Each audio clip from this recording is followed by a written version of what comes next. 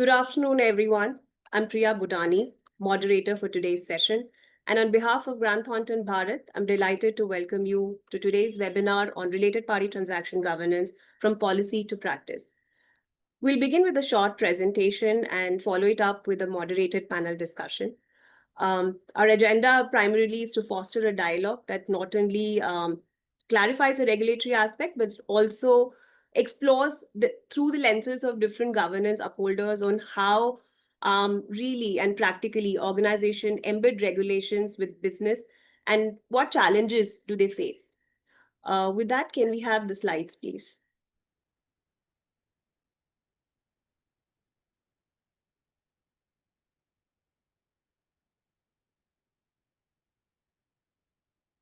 Thank you. Earlier this year, as we all know, SEBI introduced the industry standards on minimum disclosures to be provided to audit committee and shareholders before seeking approval for RPTs. Now, these standards were further rationalized in June this year, and they now become effective from 1st of September 2025. The intent of the new disclosure requirements is precisely to maintain uniformity in the information furnished to audit committees and shareholders across listed entities. At the same time, these standards also make the management and the board more accountable for critically relooking at the existing RPT process and their pricing. Next slide, please.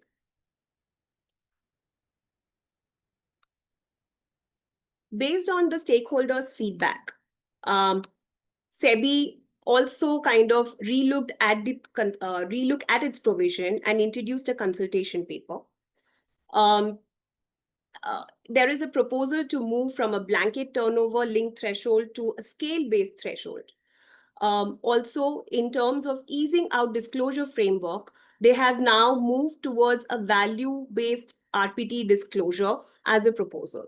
While these proposals are well received by the industry at large, what really is awaited to watch out for is how they really shape up as regulations in the coming times. Next slide, please. At this juncture where really the new norms are knocking at the door, it is important for listed entities to also assess their governance maturity index. As you see on this slide, the governance maturity index progresses through 5 stages, each representing a higher level of maturity index for governance. Firstly, at the reactive stage, companies really have limited awareness of regulations and they don't have any formal systems in place. As they move to a responsive state, ad hoc handling begins. At the adapting stage, there is episodic monitoring and basic systems come into force, although governance is fully not upheld. True governance or true transformation begins at a continuous compliance stage where mature systems and strong partnerships become compliance between compliance and business teams emerge. Really, the coming together as a force between the compliance team and the business team is the key here. Finally, the strategic lever stage reflects a proactive, insight-driven approach with intelligent automation and robust standards. Next slide, please. Along with assessing maturity index, it is also important to understand the overall life cycle of RPTs. It begins with the right identification of related parties and related party transaction and moves on to updated process governing them, maintaining robust documentation, arm's length pricing, validation, and timely disclosure before stock exchanges and stakeholders. The last stage of the life cycle is of continuous monitoring and periodic review. Next slide, please. The call of action as we speak is precisely to understand the regulatory developments, increase awareness amongst the stakeholders, assess robustness of one's governance framework, address the gaps, and move on to attain strategic business growth. On that note, it's my privilege to introduce the esteemed panel joining me for today's discussion. Firstly, I'd like to welcome Mr. P.R. Ramesh, who has over 40 years of professional experience. Welcome on board, sir. Mr. Ramesh graduated in Commerce from Uspenia University, Hyderabad, and is a member of the ICAI. He's been part of various regulatory bodies and industry bodies, including SEBI's high-powered advisory committee dealing with settlements of enforcement actions, He's currently an independent director on the boards of Nestle India and L&T India. A very warm welcome and such a pleasure to have you. Next, I welcome Mr. Shyam Sharma, who is the CFO of O2 Power. At O2 Power, he as CFO is spearheading corporate and project finance, accounting, audit, tax and compliance functions. Shyam is a chartered accountant, company secretary, and cost and management accountant by profession. He has diversified experience of 26 years and approximately 16 years of experience specific to the renewable energy sector. Privileged to have you with us, Shyam, and look forward to our discussion today. Thanks, Priya, and good evening to everyone. Now I introduce you to my colleague Saket Mehra, who is a partner with Grant Thornton Bharat's enterprise risk management practice and leads the automotive and EV sectors for the firm. Saket is a chartered accountant by qualification, has over 20 years of professional experience in helping enterprises steer their risk management and internal controls through governance challenges. Thank you, Saket, for taking time today. Thank you, Priya, and a very good evening to everyone.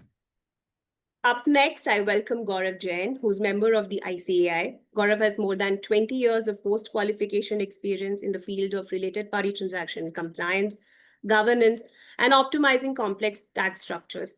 Gaurav has assisted large entities on a wide range of assignments related to arm's length validation, specifically for unique and complex RPTs, and also representing them before the board. Welcome, Gaurav. Thank you very much. Good evening to all of you. And last but not least, I welcome Prasenjit Sarkar, who's a company secretary and a lawyer by profession. Prasenjit is partner with GT Bharat and heads our firm's regulatory practice.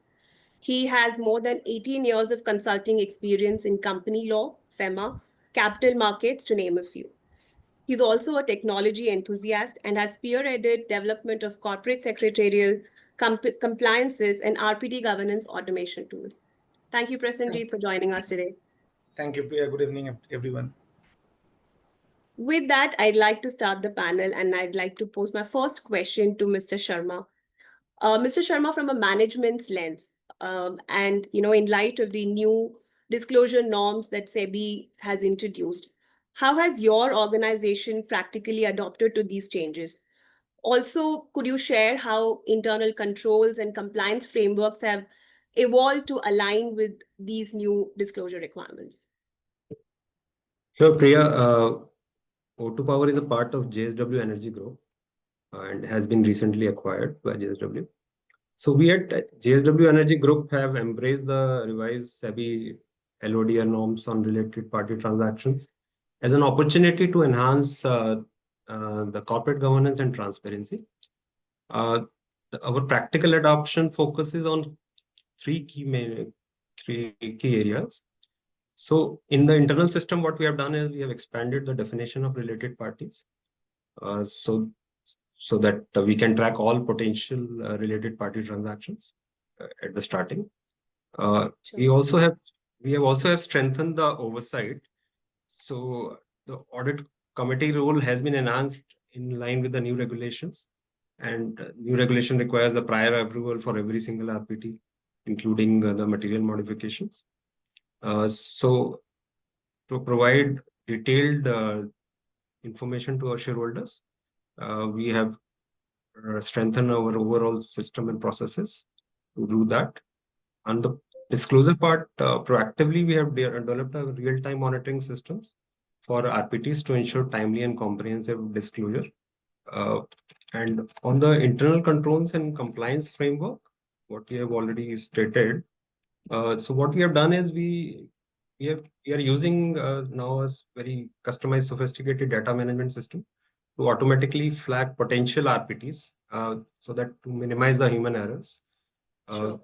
We have updated our RPT policies and SOPs to reflect the new regulations, clearly defining the materiality thresholds and what needs to be done. And this policy is regularly communicated to all the relevant teams in the organization. We have also started doing regular trainings. We conduct trainings for directors, senior management, and key personnel to educate them on the revised norms and their obligations, so that they are ready before every board meetings with their whatever they want to get their approvals on. On the technology side, we have leveraged technology to automate parts of the compliance processes. And we use softwares to analyze transaction data and generate standardized report to submit to the audit committee and shareholders. So that is what right now we are doing to comply with the new norms. Sure. Thank you so much for sharing that. And I'm sure that's very insightful. Prasenjit, I'd like to come to you next. And, like Mr. Sharma mentioned, that there is a leverage from technology, there is a relooking at the existing process, there is training in-house that's being done.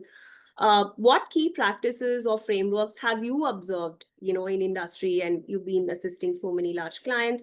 How are they adopting to strengthen compliance and also ensure transparency in line with the new norms?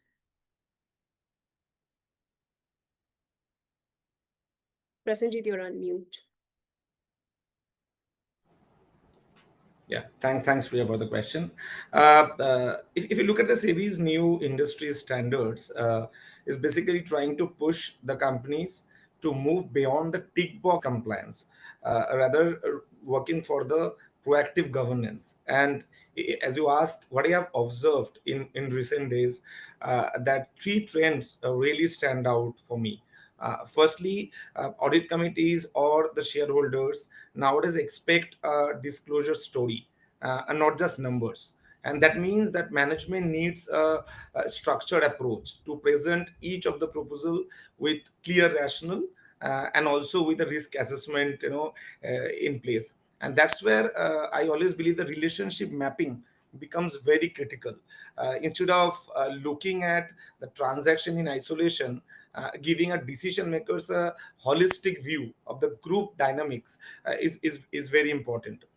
Secondly, we also see a very important part, that is growing emphasis on forward-looking planning. It means specifically, all the plannings in advance, and that's where the omnibus approval around RPT becomes very important. That how do you analyze for the next 1 year, or 6 months on the road, especially those companies which have multiple related parties or foreign subsidiaries, because it's always good to avoid any kind of last minute surprise in the Yeah. audit committee or shareholder approval stage. Thirdly, there is a real urge of creation a robust task force. And when it's a robust task force, it means there should be an internal RPT committees from different stakeholders internally, who will be supporting a particular proposal, and if required, they can take external validation for either pricing or governance standards. Even as you ask, with some leading clients, what we have also done and designed a risk heat maps, basically, in order to visualize exposure across their geographies and businesses. And finally, I would say there's a clear shift towards digital enablers, as Mr. Sharma mentioned, because the real-time dashboards and the centralized system is asked for the R. And that's even, as we mentioned beginning, that we have also built an internal automation platform in order to bring everything together. But end of the day, it's important to drive the compliance as a strategic lever, instead of just a point in time obligation. Thanks, Priya. Thanks, Prasenjit. I'd like to come next to you, Mr. Ramesh, and you heard how the management is trying hard to prep themselves. You also heard the regulatory expert there. But from the lens of an independent director, how do you really assess whether management is adhering to best practices, and how do they really come and present before the board that, assures them and convinces them of transparency? Thank you, Priya. First of all, this industry standards forum document does not create any new law. I think that realization is important for the board, etc. There's a lot of documentation detail which is going to be placed before the boards and particularly the audit committees to enable audit committees to take an informed decision.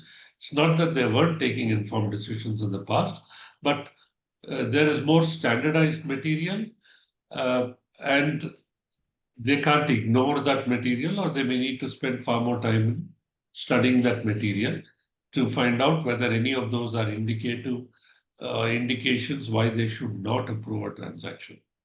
Sure. Otherwise, in general, what fundamentally boards look at And then the biggest concern is, and one of the concerns which we constantly across the 9 boards which are there, we try and reinforce, is that there should be no case of ratification.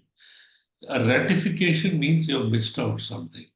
And ideally, no company should have a ratification. And when the ratification matter comes up, we look at it very carefully to see, was there a human error? Was there a system error? How could this transaction have been missed out? I'm not on notifications, I'm on ratifications because it requires prior approval. So the first thing which boards look at is completeness. How are you placing all related party transactions before the audit committee for approval? How am I sure that there are no transactions which are not reported? How completeness of related parties and completeness of the transactions with such related parties, including what have been transactions by subsidiaries with the related parties of the parent and related parties of key managerial personnel. So the landscape is so wide, so completeness becomes an issue. Second is all related parties needs to be at transactions need to be at arm's length, else it needs to go to the shareholders for approval. So validation of the arm's length pricing is another thing one looks at carefully. In all cases, you may not have an absolute price, nor you may have a like-to-like transaction for comparability.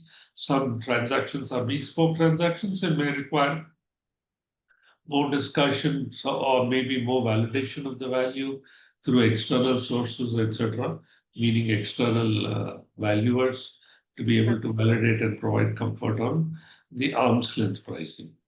Having dealt with the subject of completeness and arm's length pricing, the third point which boards are and audit committees are very, very concerned about is are we, and that is where it goes back to the related party transactions policy itself. Is the policy comprehensive enough and is it clear enough? Are there any ambiguities? In fact, there are ambiguities in the regulations themselves. And one is looking forward to having the FAQs. I don't know when it will be released, but when that comes in, hopefully it will provide more clarity. But more importantly, are we relying on certain opinions in certain matters before we approve? In which case, we have to be doubly careful because opinions won't help you tomorrow if the regulator takes a completely different view, other than the fact that you have discharged your governance role. In one order, particularly SEBI had done a study of the same independent director in other companies and found that in other companies he had approved a transaction with a completely different interpretation, and in this company he had approved a transaction with another. Now, when matters are placed before you through a lot of it, that is another thing we have to be worried about, is consistency not within the company, but consistency across the company. Absolutely. And finally, when matter is going to the shareholders, whether it's a material related party transaction or crossing the thresholds, like if there's royalty above 5% or others over 10%, etc. Since there's a lot of information which goes out into public domain, audit committees spend far more time in looking at that information to ensure that the information is clear enough for even proxy advisory firms to grant a favorable recommendation insofar as voting is concerned. And it's not ambiguous, so that proxy advisory firms do say vote against when its document is not clear on a self-sustained basis. Second, they also would like to see that is there anything which causes competitive harm and we are unnecessarily trying to be too transparent in a certain thing. Because you have to understand that one is in business, and when any information is in the public domain should be compliant with law and be transparent enough for the person to evaluate and approve as the case may be. But it doesn't necessarily mean that you have to completely empty your cupboard and short everything so as to cause competitive harm when it's not significantly necessary. These are some of the things I'm just initially highlighting to you as what audit committees spend time on. Thank you. Thank you so much, sir. That was a very practical insight, and I'm sure that was helpful to a lot of us. Gaurav, Mr. Ramesh brought in aspects of arm's length pricing, and we know that arm's length pricing is not always available for an apple, in terms of an apple to apple comparison. So, from your perspective, how should companies handle situations with, involving RPTs that are unique or complex? How do they really establish arm's length, and how do they showcase and substantiate fairness and compliance around those transactions? Sure. So Priya, first of all, we need to understand that arm's length pricing is foundation for intercompany pricing and also critical in ensuring fairness and compliance for RPT governance. And what is arm's length price? Arm's length price is basically an approach which ensures that compensation for each stakeholder in any transaction is is appropriately compensated for their economic contribution in each particular transaction. Yeah. So, but when we come to this analysis or justification, getting right comparables or price, is really difficult even for common transaction. And when it comes to unique transaction, it is rather a bigger challenge. And this is a real world issue, not that it's specific to India or Indian companies. Worldwide, it is an issue. But obviously, this is something which, companies have been doing, we've been assisting, and so on. So, and, honestly speaking, that's where art meets the science. So companies have to really go beyond standard benchmarking methodology, traditional methodology, and they need to go and look for commercial rational judgment. What is the economic substance? What is the genuine value creation with respect to that particular transaction? Right. And pricing which will actually reflect the underlying business dynamic. That is a starting point when you look for arm's length price for complex transactions. What you need to really do is align the pricing with the actual role, responsibility, risk, and contribution by each of the entity in that particular transaction. As you mentioned, we are talking about unique transaction, which means the comparable price or such transaction are not available in market. So clearly these transactions are specific to a case or a group, but obviously typically done for genuine reasons for the overall benefit for the group. So the starting point has to be business rational and benefit of the group, and that's the starting point. But when it comes to pricing, you'll have to use a lot of different tools. And in our experience, some of them may be a valuation report or Yeah. the valuation techniques, which may not be specific to any database, but of course, point in case. There are also certain methods which are prescribed under transfer pricing or OECD regulations. In specific, there is a method called as profit split method, which is invariably and used in most of the cases. Profit split method is used where IPs are involved, where the product is unique, you have monopoly market, and so on. And I think increasingly what we are also seeing is the management, experts, board, and even courts and regulator relying on the opinion of the industry experts for creating that justification. As Mr. Ramesh also said, it's not only about pricing. The justification, the business rationale is also something which the board wants to understand before approving any transaction.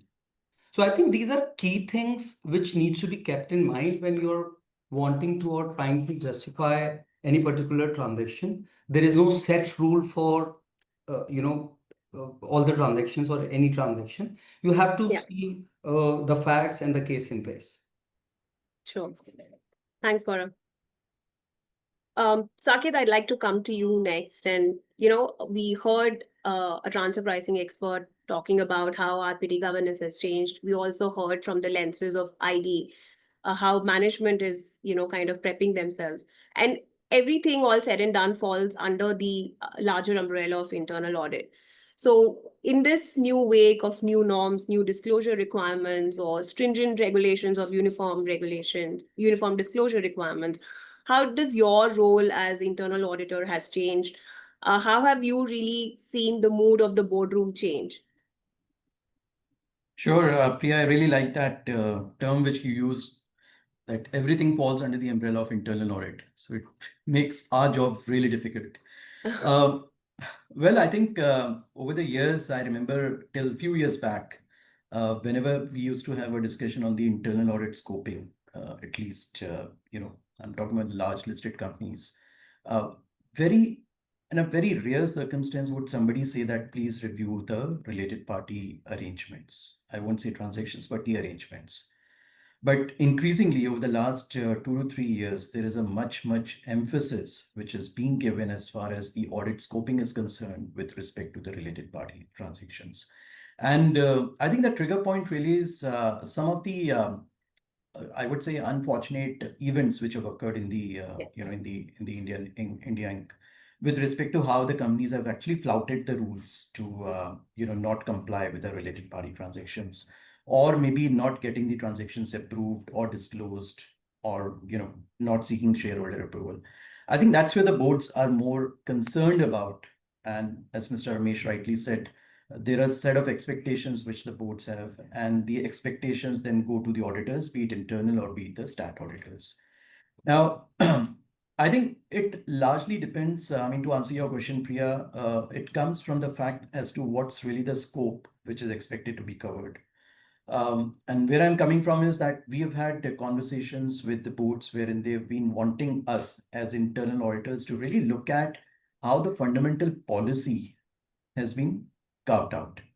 Yeah. Which means that is my policy comprehensive enough? Is my policy really talking about the different determinants of A, the identification of the related parties, B, does it really talk about the basic parameters for establishing the arm's length pricing between the two entities? Which means that what emphasis is really given to the org structure, the infrastructure which is currently there, the type of materials being used, be it imported, be it the domestic material, how the pricing or how the profit margins or the markups are being established. So a larger emphasis is put onto the policy itself. And that's what I think Mr. Ramesh was alluding to. And as an auditor, we are certainly required and expected to have a point of view of the policy itself. The second aspect and the second key ask comes from a process standpoint, that if I have a policy in place, what is my underlying process to make sure that, yes, I undertake the related party transactions within the norms established by the Act, and also I disclose those transactions. Now, that's where, as an auditor, we come in and we look at the underlying process which exists, A, from an identification standpoint, that what checks and balances are the companies really exercising for them to identify the related parties. And that's where interface with the systems or interface with the ERPs becomes so very important. So Yes. even at the stage of identification of a related party, am I really tagging those vendors or customers as related parties in my ERP? So that's the kind of a check which is typically looked at by the auditors, be it internal, be it the stat auditors. Likewise, it goes to the fact that once the related parties have been established, how the transactions are getting executed. And I recall in one of the board presentation, the board had an ask, a very specific ask, that can you as auditors really look at the underlying documents also, that how the purchase orders, the agreements, the invoices are being generated when the transactions really occur between the related parties. So it's a fundamental assurance which needs to be given as far as the adequacy of the documentation is concerned, as Mr. Ramesh rightly said, in terms of not only the completeness of the transactions, but even I would say the adequacy of the documentation, because that's normally where the companies miss out, not to have the right sort of documentation. A third very important aspect is more from a disclosure standpoint. So, as I said, policy, process, and the disclosure, these are the broadly the three asks. Now, as auditors, certainly there is an approach which undergoes with respect to testing these transactions. There is a different lens which needs to get applied by the auditors while I'm looking at the transactions with the non-related parties or with the against or vis-a-vis the transactions with the related parties. There have been expectations with respect to giving some kind of an assurance to the back to the boards or to the audit committees as to what's the sample size that we have taken. Yes. When we have looked at these transactions. So there has to be an adequate amount of coverage which needs to be demonstrated by the auditors with respect to looking at these related party transactions. So I think all in all, there's a fair larger set of expectation by the boards and the audit committees. The auditors are expected to look at these transactions with a different lens. The approach changes. A lot of tools and technologies which get used, Priya, in terms of analyzing the voluminous data, because if there is a related party for a large listed organization, there are ample amount of transactions which occur, and that's where the tools and technologies play a very significant role. Last but not the least is when I talked about system interface. So a system interface means how adequately and how optimally am I using my ERP, not only from a point of view of identification of the related parties, but also the inter-unit transaction or inter-company transactions which take place. So there are these customized reports, the inbuilt reports in the system which are there, which ought to be reviewed by the auditors, and any kind of exceptions need to be placed with the management and then with the boards. Because in our experience, we have found, in few cases, I won't say in many cases, in few cases, those exceptions being very blatant, and somehow, ideally those transactions should have been picked up by the management themselves rather than going in for a ratification, which was also the point which Mr. Ramesh talked about. So that's how the approach has undergone a change, Priya. Sure. Thank you, Saket.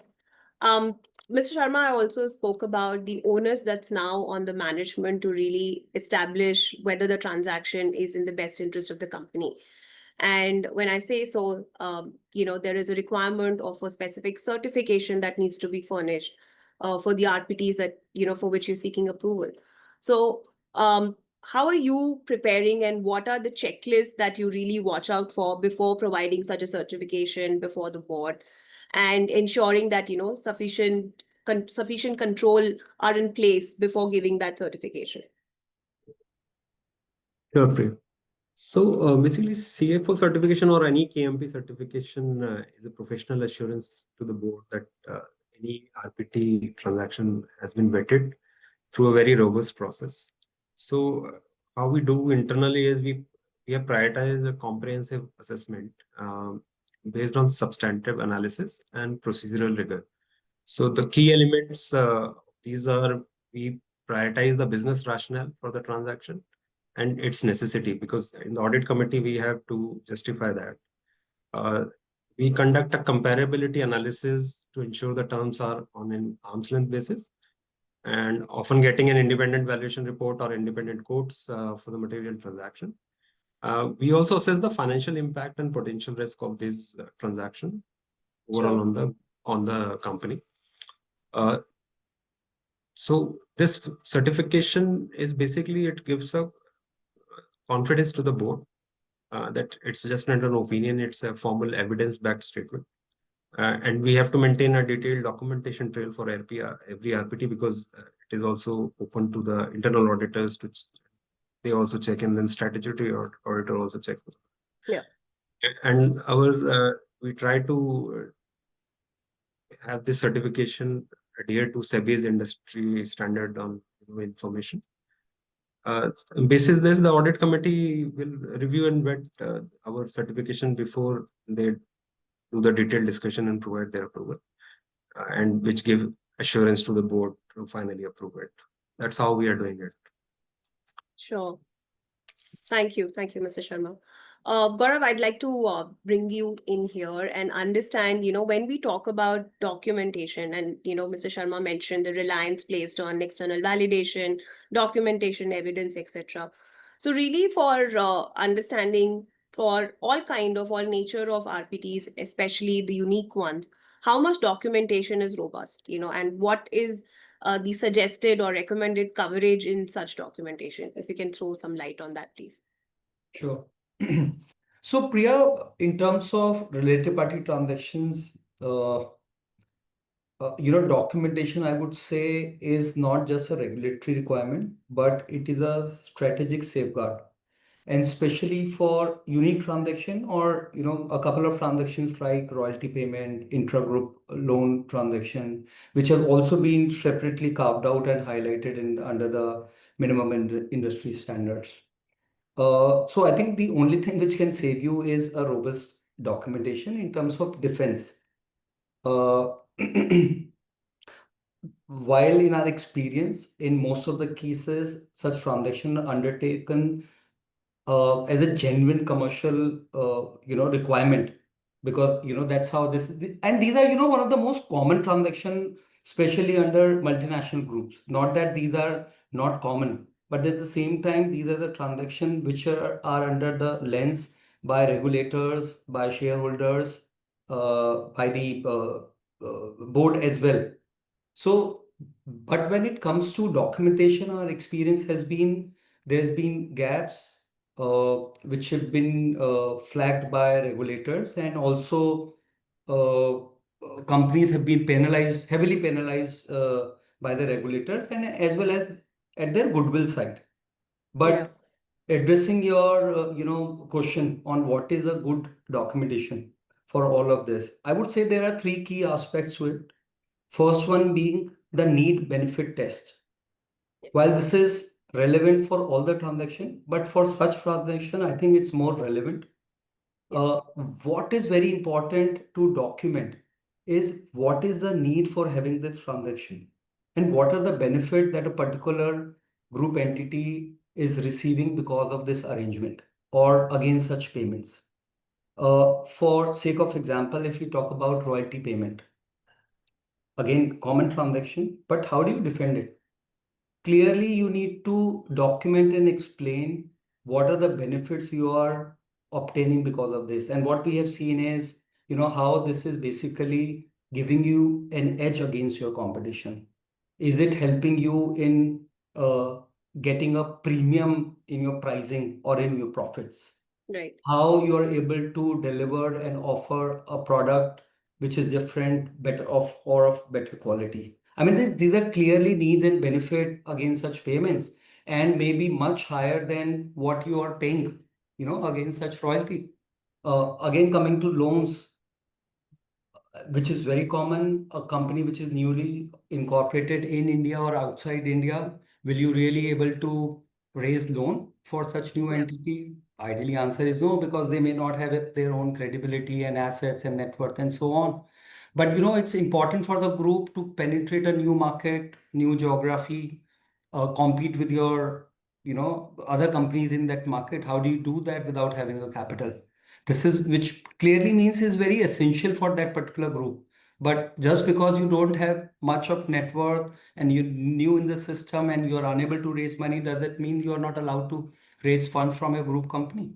Answer is no. But how well you are able to document this, bring out the need and benefit out of it, and then present before the board and shareholders, as the case may be, becomes essential. So I think this is first and key. Second is all the relevant documents.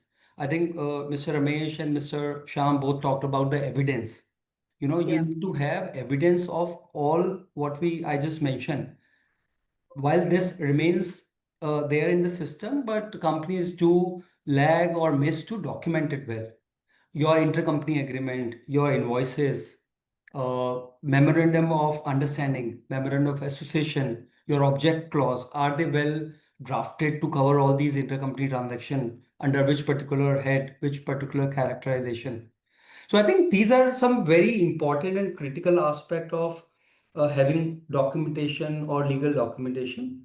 And thereafter, last but not the least, is arm's length pricing. So, Yeah. depending on your contribution, your state, your credibility, your positioning, the arm's length price is then determined. And, particularly on these two transactions, which is royalty and, loan transaction, we have seen the Indian databases. These are basically their databases which are available to determine comparable transaction arrangement and prices. Yeah. There is a limitation of India databases providing such information, especially on royalty transaction. But there are enough good international databases which can be used as a price point and reference point for arriving at an arm's length price, which is very well received and accepted by all the stakeholders, not only the board, but even regulators, income tax authorities, and so on. So I think these are the key aspects which needs to be kept in mind while you are preparing for documentation for any of the related party transaction, and especially these two ones. Sure. Yeah. Thanks, Bharat. Um, Mr. Ramesh, I'd like to understand from your perspective. We spoke about documentation, its robustness, arm's length validation, etc. But from your perspective, how does one really strike the balance between governance expectation and commercial rationale?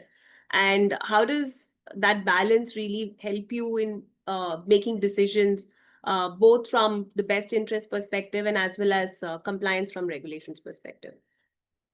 I think you've answered, the answer is in your question itself. If there is a commercial rationale, then governance becomes much more easier. And that's why repeatedly the point being made, I think Gaurav's made it and others have also made, is what is the rationale for the transaction? Related party transactions are not bad inherently. Right. It's not a stigma to have related party transactions. In most cases, it is part of the business model and part of supply chain arrangements. So therefore, there is a valid reason why a related party transaction is being entered into. However, both as part of governance have to look at as to whether it is absolutely necessary to have the transaction, second, necessary to have the transaction with that party, and third, is the pricing appropriate, and fourth, whether they've been provided with all the information which is required for the board to discharge its governance obligation. I think having said that, the board not just looks at, shall I say, related party transactions alone. Fundamentally, all transactions should not be prejudicial to the interests of the company, be it a related party transaction or for others. Related party transactions are highlighted because of its sensitivity and because of the fundamental assumption that they may not be at arm's length. And that's why boards and audit committees spend a lot of time on it. So Yeah. there was not so much about balancing. All we are saying is first you decide what is in the best interest of the company, to whom to go to, and why you need to go to, what price you need to go to. And it doesn't mean related party transactions have to be at the lowest price. I could have a business model of distributing my business. Let's say I am an automobile company. I can distribute my business between MRF, between Bridgestone, between Apollo Tires and others, and incidentally, one of them could be a related party. It need not necessarily be at the same price, so long as it is a price that entity charges to everybody else. And because the related party is a mirror transaction. So we have to have these factors in mind.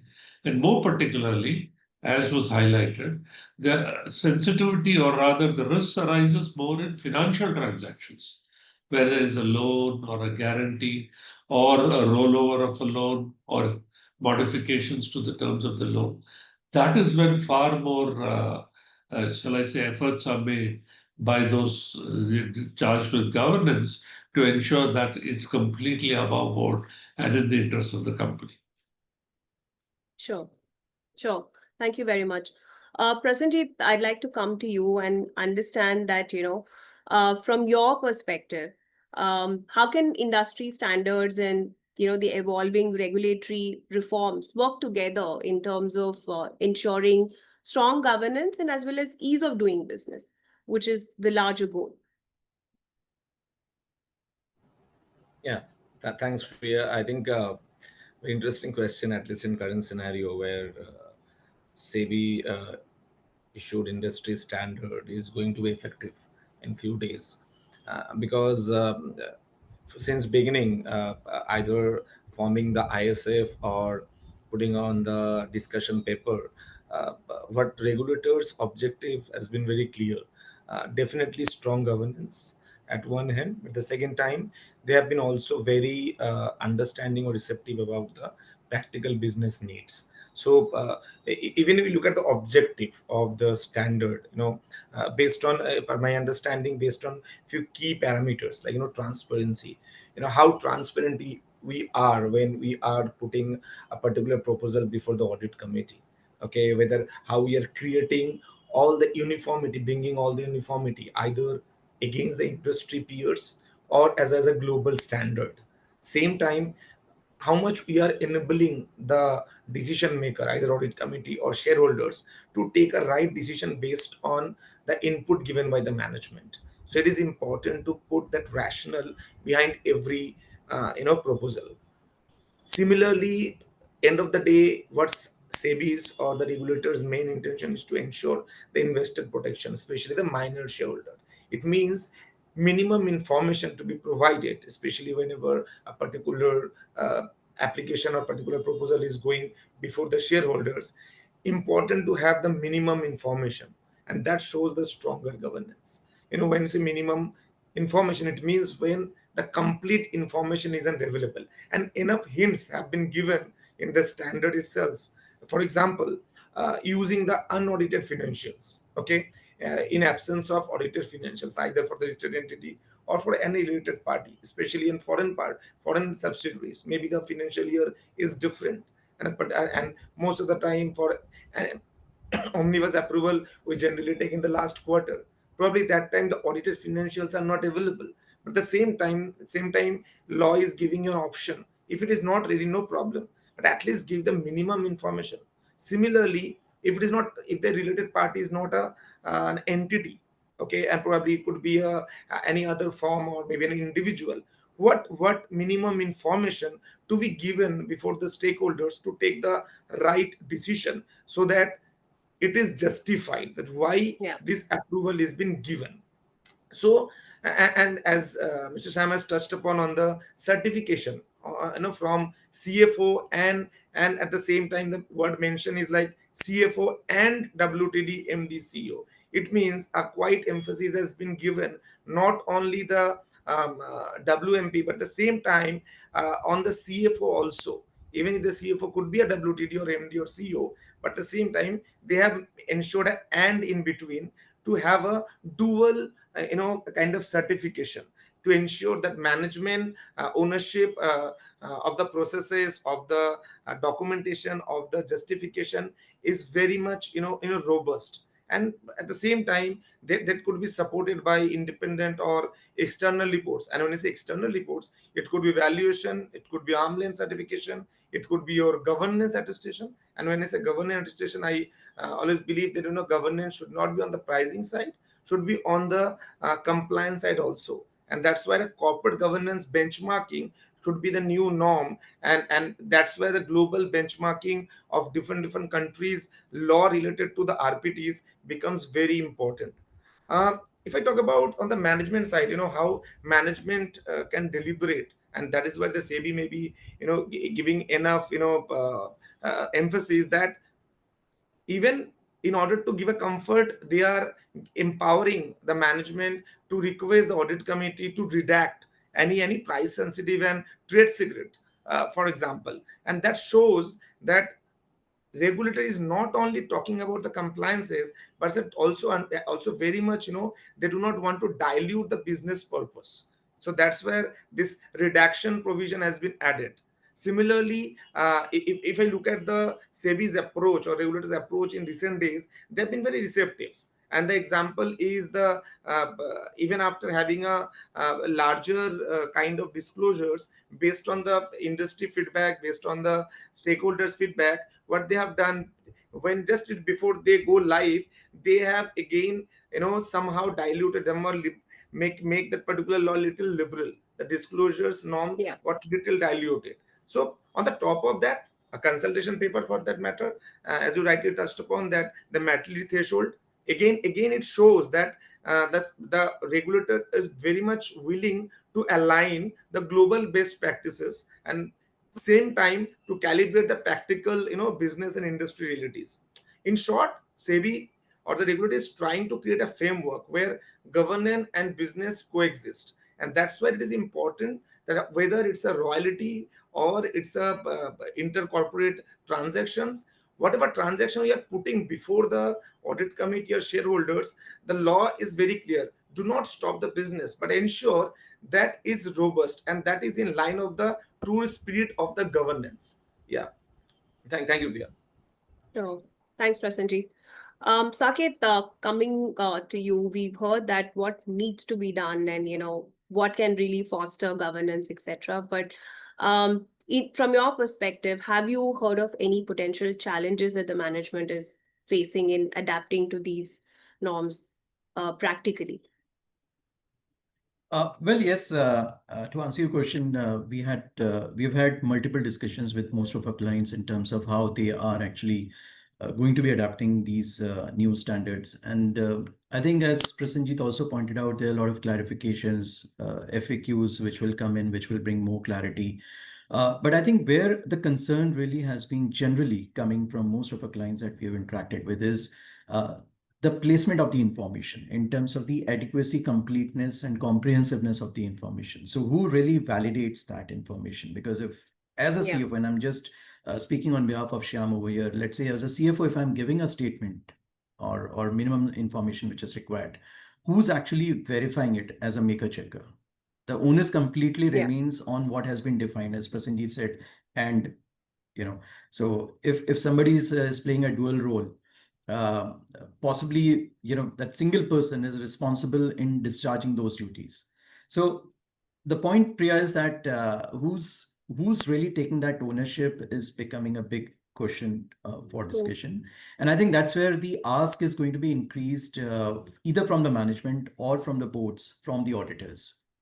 Because as an auditor, as an internal auditor, let's say, the auditors would certainly be expected to validate or maybe verify or give their assessment on the completeness of the information as far as the information standards are concerned. So one needs to look at it how we as auditors discharging our duties and responsibilities will undergo a significant shift, because as auditors we'll be now required to give a point of view on the standards, which wasn't there earlier. The focus was more on the policy, on the processes. Now it's adherence to the standards. So certainly, this will actually increase the onus and the responsibility of the auditors. Sure. Just very conscious of time there. So we have about 7 minutes left, and maybe I'd like to get a very quick response to one of the questions that's on everybody's mind, and maybe we'll begin with Mr. Ramesh here. So given the evolving expectations, what's really your mantra for listed companies preparing for their next board meeting? I think my mantra for listed companies is be prepared for much more voluminous documentation which will come before you. Whilst you're doing the same job which you did earlier in approving related party transactions, you need to be careful about what's in all that volume. There was once a South American president, a finance minister, who once said in his country, a lot of elephants were hidden amongst the mice. So it is important to know that when you have more voluminous documentation, you should be worried about what is in it, and therefore spend that much more time going through it. Absolutely. I completely agree with that. Mr. Sharma, what would be your mantra to? Just to extend what Mr. Ramesh said, so we have to create that documentation to present it to the audit committee and board. So from a management side, we have to be very proactive and need to have very robust system to provide that kind of documentation, which is required by the auditors, audit committee, board, and then SEBI. So the certification what the CFO and full-time director has to provide has to be backed by tangible evidence, and they have to rely more on the auditors to confirm that everything is in order. And as emphasized by all the speakers, it has to have a clear rationale and commercial justification. So much more time is to be spent on providing that to the audit committees. That is from my side. Sure. Thank you. Saket, your perspective, please. So to me, Priya, frankly, three things. One is transparency. Second is adequacy in terms of, we've talked about the documentation. So adequacy of the documentation. And third, and the most important to me would be the disclosure, the timely disclosure and the adequate disclosure. So three things, yeah. Thank you, Saket. Absolutely. Gaurav, what will be the mantra that you'd like to pass on? So I think, Priya, my inputs will be one, timing for initiating this compliance. It should not be post facto, but when you are proposing or even thinking about the transaction, you should start working on it. Second, you need to communicate well internally with all the stakeholders, be it your business team, tax team, legal team, CS team, so that everyone is on the same page and the genuine reason is you're able to document it well. And of course, the last is robust documentation. There is no replacement to that. Sure. Prasenjit. Yeah, so everybody already mentioned, but yes, I think in current situation when things are new, especially on the standard side, the only thing I would suggest to let's stay curious, own the process, be very high on the accountability ladder, and embrace these disclosure norms as a practical lever to strengthen the governance and to help the stakeholders to take informed business decision, because as I mentioned, it's an industry standard, so the industry will learn in next few months after evolving with lot of real life examples. Yeah, thank you. Sure. Thank you very much. I think that was a very crisp answer, Prasenjit. And I think, can give the 2 minutes back to the audience. And thank you very much. This was a great discussion. I thank everyone for their participation. We have received some live questions, and my team will come back to you with the relevant reply after discussing with the experts on the panel today. Thank you very much for your time and for your contribution. Thanks, Priya, for Thank you. Thank you, Priya. Thank wonderful you, morning. everyone. Thanks a lot.